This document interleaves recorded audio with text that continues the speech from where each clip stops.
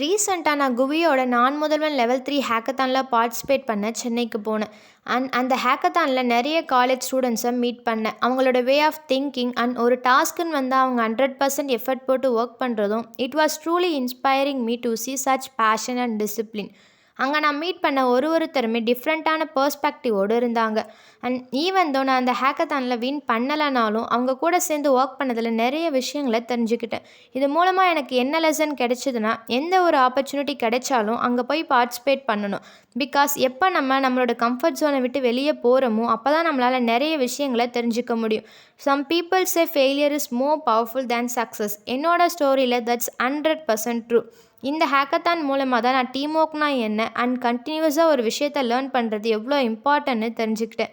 So எந்த ஒரு opportunity கிடைச்சாலும் அதை கரெக்டாக யூட்டிலைஸ் பண்ண பாருங்கள். அண்ட் ட்ரஸ்ட் மீ, நீங்கள் நினச்சே பார்க்க முடியாத அளவுக்கு அது உங்களுக்கு நிறைய விஷயங்களை சொல்லிக் கொடுக்கும்.